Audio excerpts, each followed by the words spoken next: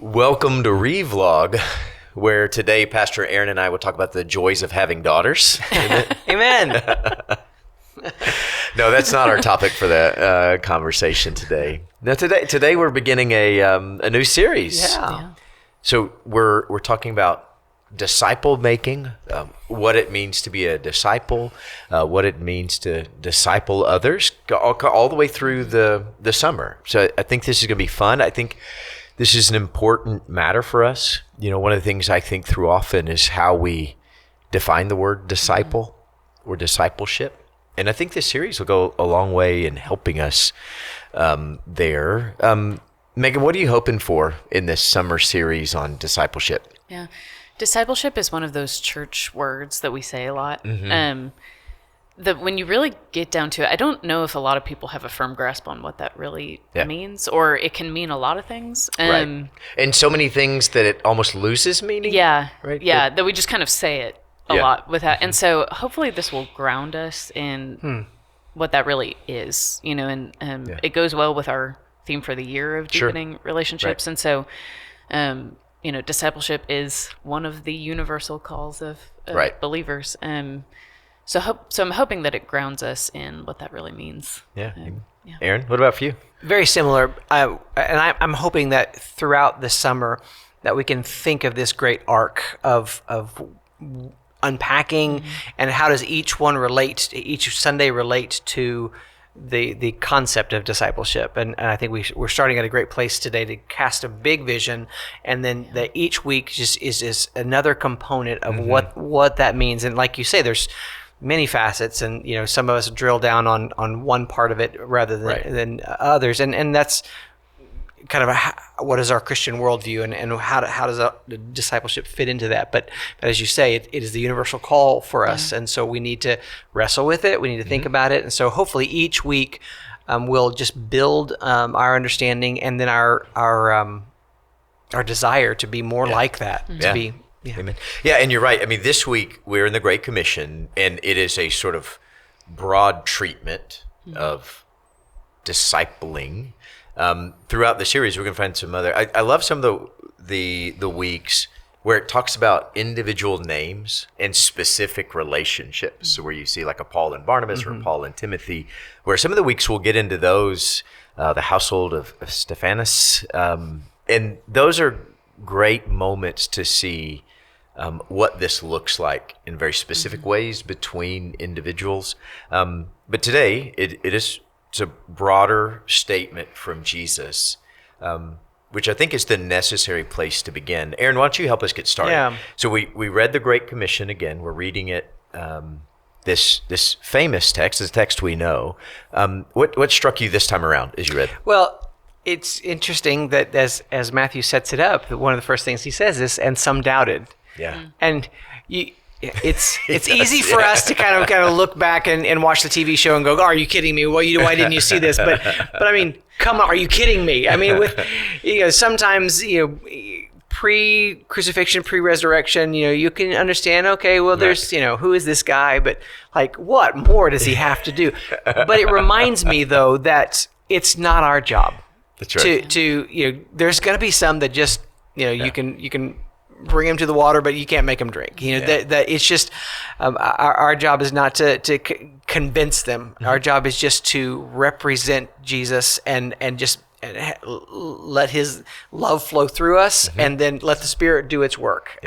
So I mean, if we measure our success by just kind of in a numerical sense, then I think we miss that true meaning of just loving people and letting the Lord do the work. And Jesus wasn't batting 1,000 here, right? And so that's got to tell us something, right? Yeah. The other thing that gets me, and I want to make sure that I frame this correctly, is that I think sometimes we misrepresent this text, and here's what I mean by this.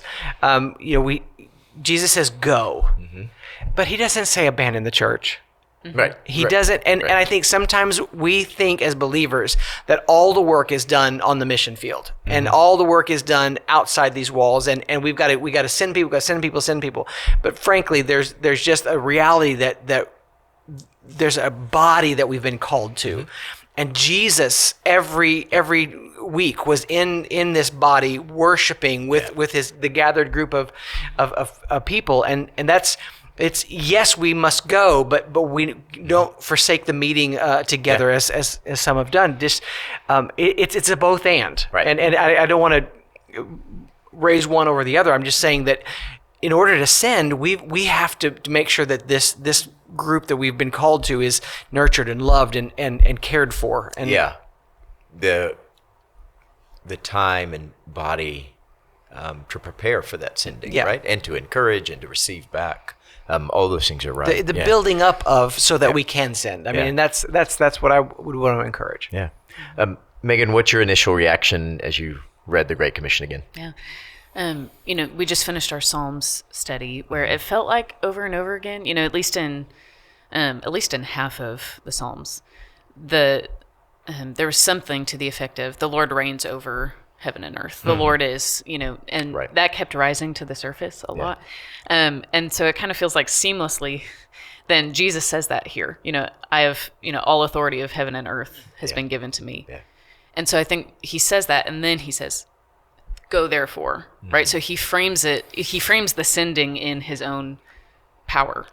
That's where he starts from. And so I think it's easy for us to find discipleship overwhelming or intimidating or I don't know, ambiguous when we are trying to kind of drum it up within ourselves or to when we forget what the source of discipleship is, which is the rule, the reign, the power of Christ in the earth, right? That's the source from which we are sent. And so that simplifies a lot of things. You know, that kind of, if we keep that in mind, I think we can more accurately understand our role in discipleship. And because discipleship can become about us, and we want to make disciples of ourselves, but that's not what we're called to. Amen.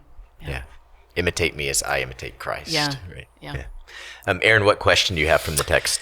If we take this as maxim, like this is what we are called to do, then are we submitting ourselves to being discipled? Like I don't want to ever think that I've got the corner on this market, but at the same time, am I willing to pour into somebody what has been passed on to me? I pass on to you, Paul there.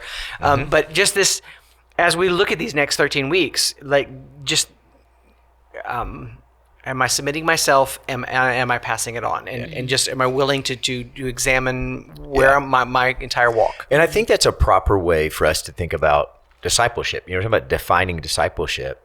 And I think that's the right place for us to begin. That which Jesus has given me, I need to give to another, right? And what Jesus has poured into my life was not meant to be retained. It was meant to be shared. And so how do I do that with the people in my life? And that's what discipleship is. And just the way you said that right there, I'm reminded of your talk about your sabbatical, that you are going to be going back to those people that have poured into you. And, it's to take that kind of spiritual inventory and say, I can look at my spiritual family tree and go, this person, because of their words, because of that one time that light was brought, because they were faithful. Right. It's an incredible. I owe them a lot. And I want to make sure that they know that and that I can. Amen. Megan, what about for you? What question do you have from the text? Yeah, I think kind of similarly. I think it's good to use this week as a sort of check-in before we dive into, the rest of what discipleship looks like. So especially if you've been a churchgoer for a long time, you can kind of, unbeknownst to you, kind of not be active in discipleship, but be attending and be engaged. But, so what does discipleship look like for me now, whether that's what it should look like or not? I want to do an assessment of what these, who's discipling me and who am I discipling, or have I kind of entered a season where that's not as active? Well, I think it's important to assess, to your point, because that does change through time, and it's supposed to change. It changes over time. The people coming in and out of our lives and what Jesus is teaching us. That's going to change. And so, where am I today? in all of that. Because that's the thing, we can also ask, what form or type of discipleship do I need now in this season? If we were to become parents, I would want, right. discipleship in that way. And so maybe that's a question of what kind of discipleship do we need now? That's right. Yeah. Yeah, we'd love to hear your thoughts anew on the Great Commission as well, if you'd comment below.